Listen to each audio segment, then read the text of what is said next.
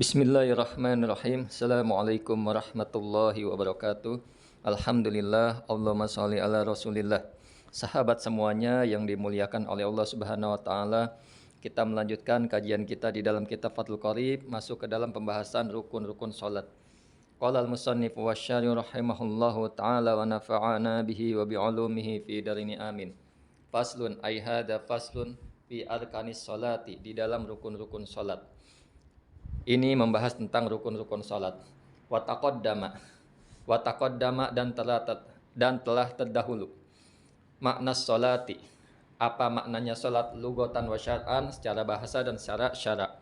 Jadi telah dibahas makna salat secara bahasa dan secara syara' di dalam pembahasan yang telah lalu. Wa arkanus salati samaniyata asyara ruknan. Adapun rukun-rukun salat semuanya ada 18 rakaat.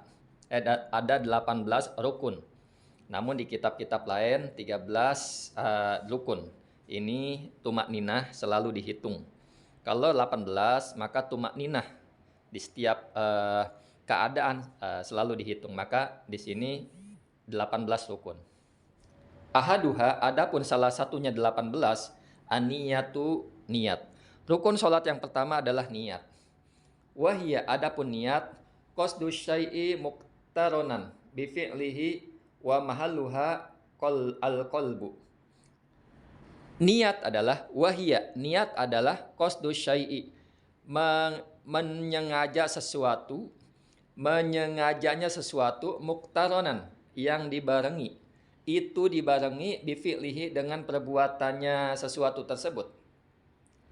Jadi niat itu adalah menyengaja sesuatu dibarengi dengan pekerjaannya.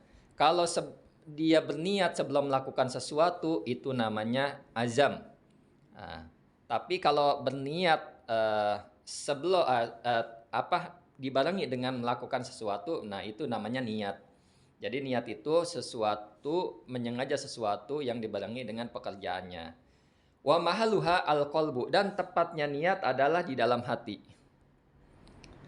Tempatnya niat di dalam hati. Maupun kalau orang niat usolli fardhu zuhri, usolli fardhu asli, itu sebelum takbir, usolli fardhu zuhri arba rakatin mustaqbilal kiblati adan lillahi ta'ala Allahu akbar, itu bukan niat, melainkan itu talafud, sunnah talafud bin niyah. Namun bukannya niat. Niat itu tatkala, kita lanjutkan. Niat itu tempatnya adalah di dalam hati tatkala takbiratul ihram. Allah, nah besitkan niat dalam hati. Antara huruf hamzah dan huruf ro, bar, itu sudah terbesit niat di dalam hati kita. Fa in kanat sholatu fardhon, apabila ada apa salat fardhon, itu salat fardu, wajaba, maka wajib niatul fardiyati, apa niat kefarduan, wa qasdu fi'liha, dan menyengaja perbuatannya salat, wa ta'inuhu, dan menentukannya salat, min subhin au zuhrin masalan, semisal salat subuh atau zuhur misalnya. Jadi apabila sholat fardu, maka wajib membarengkan, wajib niat kefarduan.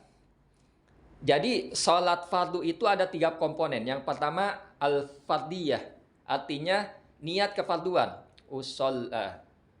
Zuhur misalkan, sebutkan zuhurnya. Wa qasdu fi'liha, sebutkan maksud pekerjaannya sholat tersebut. Wa ta'inuha, dan juga menentukan sholat tersebut. Jadi kefarduan, usollinya disebut, fardunya disebut, zuhur atau subuh atau asar, tergantung kita lagi sholat apa, maka itu disebut, dibesitkan dalam hati kita. Kalau salah satunya tidak ada di antara 3 ini, maka sholatnya tidak sah. Nah, makanya di dalam komponen rukun sholat, niat itu, niat sholat fardu ada 3. Niatul fardi, kefarduan, fardiyahnya qasdu fi'liha, menyengajanya perbuatan sholat tersebut, dan menentukan sholat. Usolli fardhu zuhri, itu yang wajibnya. Namun usolli fardhu zuhri arba rakatin mustaqbilal kiblati lillahi ta'ala, itu dari mustaqbilal kiblati, dari arba'a rakaatin sampai lillahi ta'ala, itu semua sunnah. Yang wajib harus kita tanamkan dalam hati, besitkan dalam hati, kefarduan, qasdul fi'liha wa ta'inuha, dan menentukan sholat tersebut. Usolli fardhu zuhri, itu udah cukup. Usolli fardhu subhi, itu udah cukup. Min subhin au zuhrin masalan. Selanjutnya, au kanatis sholatu naflan, atau apabila ada sholat sunnah, atau apabila ada apa sholat sunnah, dzata waqtin, yang mempunyai waktu apa sholat sunnah, karotibatin, seperti sholat sunat rawatib yang mengikuti sholat wajib, au dzata sababin, atau yang mempunyai sebab apa sholat sunnah, ka istiqain, seperti sholat sunnah istisqa, sholat minta hujan. Maka wajib qasdu fi'liha, menyengaja perbuatannya, wa ta'inuhu, dan menentukan sholat tersebut, la niyatun nafilati, bahkan di sini tidak wajib berniat untuk sholat kesunahan, untuk sholat sunnah. Jadi yang wajib dibesitkan dalam hati tatkala ingin berniat, ingin melakukan sholat sunnah, yang pertama adalah qasdu fi'liha, menyengaja perbuatan. Usolli, misalkan sholat duha, usolli duha, itu udah cukup. Tidak mesti usolli sunata duha, tidak pakai sunnah, kata sunnah itu tidak mengapa, sunnah itu kesunahan. Namun yang sholat sunnah yang perlu ditekankan dan harus diingat adalah qasdu fi'liha dan ta'yinnya, penentuan sholatnya, sholat apa. Contoh sholat sunnah zuhur, qobliyah zuhur, usolli qobliyah zuhri, itu sudah cukup. Usolli qobliyal asri, itu udah cukup. Usolli tahajjudi, itu udah cukup. Cuman kalau lebih panjang, lebih enak, lebih sempurna, itu lebih baik. Sholat sunnah ada dua komponen yang harus kita tanamkan dalam hati, besikan dalam hati tatkala melakukan sholat sunat. La niyatun nafilati, tidak dengan kesunahan, niat kesunahan. Jadi sunnahnya tidak perlu dibesitkan, nggak masalah. Yang penting sholat sunnah itu yang harus ada qasdu fi'liha, menyengajanya sholat, perbuatannya sholat, dan menentukannya sholat apa. Rukun sholat yang kedua adalah al-qiyamu ma'al qudrah, berdiri jika ia mampu. Berdiri jika ia mampu, alaihi fa in ajaza anil qiyami qa'ada kaifa syaa wa qu'uduhu muftarisan abdolu. Rukun sholat yang kedua adalah al-qiyamu ma'al qudrah, berdiri bersama dengan dia mampu, berdiri bersama dengan kesanggupannya, berdiri jika mampu maksudnya. Alaihi, atasnya orang.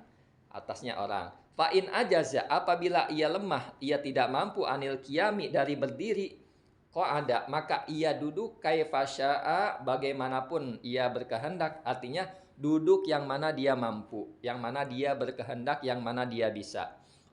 Adapun ditentukan di sini wa qu'uduhu, adapun duduknya orang, muftarisan, dalam keadaan duduk iftirash, afdalu, itu lebih utama. Jadi kalau orang sholat wajib itu wajib berdiri. Namun jika dia sakit, dia tidak mampu, dia puyeng, kelayangan, dia tidak mampu untuk berdiri pokoknya. Namun dia boleh duduk atas kemurahan dan kasih sayang Allah kepada kita. Dia boleh duduk bagaimana yang kita bisa. Namun di sini dijelaskan lagi, duduk iftiros itu lebih utama ketimbang duduk yang lain. Wasalis, dan adapun rukun sholat yang ketiga adalah takbiratul ihram.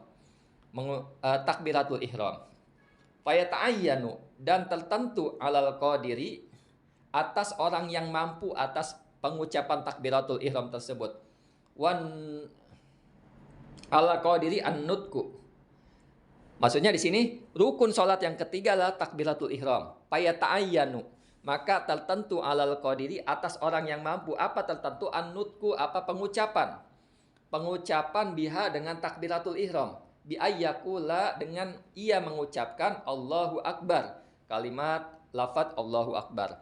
Jadi takbiratul ihram ini lafaz yang memang sudah tertentu atas orang yang mampu, tentunya yang mampu dengan bahasa Arab, kalimatnya lafaznya Allahu Akbar.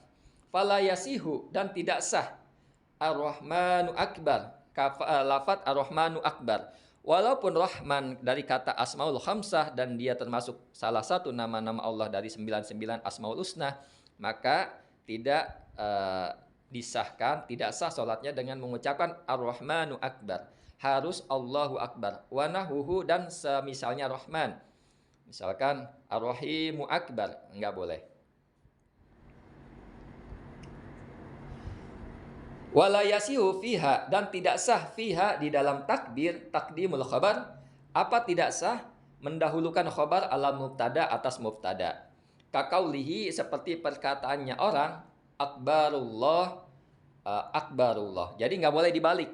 Allahu Akbar ini susunannya sudah jelas, mubtada dan khobar. Maka nggak boleh dibalik. Nah, khobarnya di depan, mubtadanya di belakang. Akbarullah itu nggak boleh. Waman ajaza, dan barang siapa ajaza yang tidak mampu, tidak sanggup, anin nutki atas pengucapan biha dengan takbir, bil arabiyati dengan ucapan, dengan lafaz arabiyah, dengan lafaz Allahu Akbar, tarjama, maka menterjemahkan siapa orang bi ayyi lugatin sya'a, dengan bahasa apapun yang ia mampu.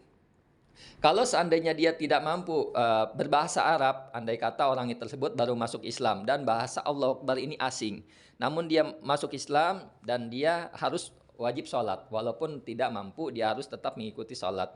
Maka ketidakmampuan ini diberi kemurahan oleh Allah Subhanahu Wa Taala dengan mengucapkan kalimat lafaz Allahu Akbar dengan bahasa yang dia bisa. Maka dengan terjemah seukuran lafaz semisal lafaz Allahu Akbar, maka tarjama, menterjemahkan bi ayyi lugatin syaa, dengan bahasa apapun. Misalkan bahasa apa? Kita nggak bisa bahasa Arab, ya kita misalkan orang Indonesia belum bisa bahasa Arab, Allahu Akbar, bisanya Allah Maha Besar, itu nggak masalah. Wala ya'dilu, dan tidak merubah dan tidak beralih siapa orang anha dari kata lafaz takbir Allahu Akbar ila dzikrin akhara, kepada zikir yang lain.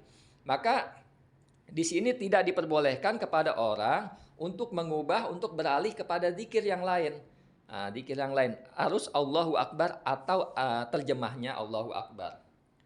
Wa yajibu, dan wajib qarnun niyati, apa membarenginya niat bit takbir, dengan takbir. Jadi niat itu dibarengkan dengan takbir. Allahu Akbar, maka sudah besitkan dalam hati kita. Allahu Akbar, saya niat salat zuhur, sudah terbesit. Pas Allah sampai bar, itu sudah terlaksana niat kita di dalam hati. Wa amman Nawawi, adapun Imam Nawawi, fakhtaro, maka memilih ianya Imam Nawawi al-iktifa'a, pada kecukupan, pada rasa cukup atau kecukupan bil muqarinah, dengan bil muqaranah, dengan dibarengi al-urfiyah, yang secara uruf. Jadi Imam Nawawi ini mencukupkan bahwa cukup dengan dibarengkan dengan urfiyah, dengan kebiasaan, bihaisu, di mana yu'addu, dianggap siapa orang, urfan, secara uruf, annahu, bahwa sesungguhnya orang, mustahdirun, itu menghadirkan ianya orang lis sholati, kepada sholat. Jadi Imam Nawawi mencukupkan bahwa dengan dia sudah berdiri dan Allahu Akbar itu udah memang niat di dalam hatinya, itu sudah cukup. Jadi Imam Nawawi memilih seperti itu. Ini ya kemudahan buat kita, jangan sampai tidak sholat. Wallahu a'lam bishawab. Assalamualaikum warahmatullahi wabarakatuh.